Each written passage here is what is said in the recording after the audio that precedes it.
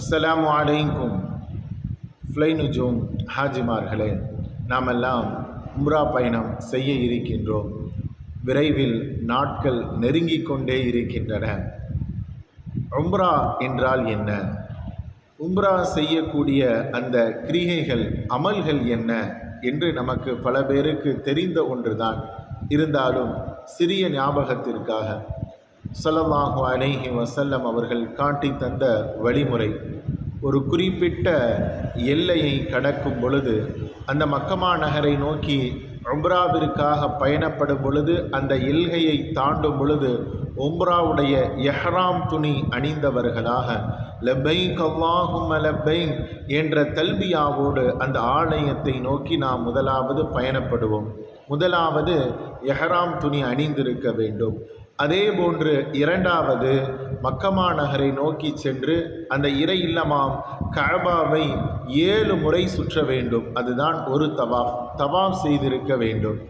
இரண்டாவது ஸல்லல்லாஹு அலைஹி வஸல்லம் அவர்கள் நமக்கு காட்டி தந்த ஒரு சின்ன வழிமுறை, தவாஃபிற்கு பிறகு மகாமை இப்ராஹீமுக்கு நேராக நின்று ஒரு 2 ரக்காஅத்து தொழுவார்கள். பிறகு மூன்றாவது உம்ராவினுடைய அமல்களில் சஃபாவிற்கும் மருவாவிற்கும் மத்தியிலே 7 முறை தொங்கோட்டம் ஓடுவது.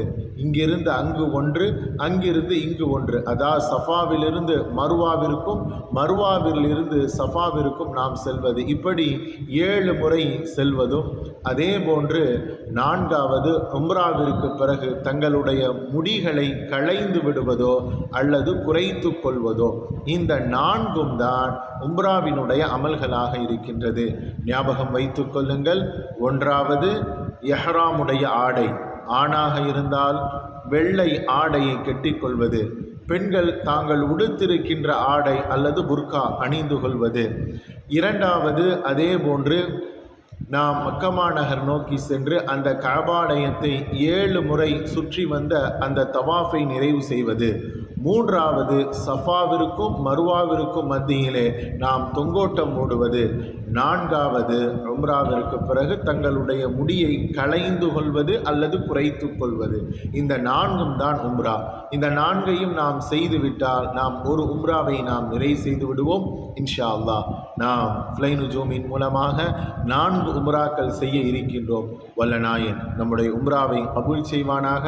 அந்த உம்ராக்களில் எல்லாம் நமக்கு செய்வதற்கான இலகுவையும் உடல் ஆரோக்கியத்தையும் செய்து வல்லநாயன் நம்மிடமிருந்து அதை கபூல் செய்து அருள் புரிவானாக. அஸ்ஸலாமு அலைக்கும்.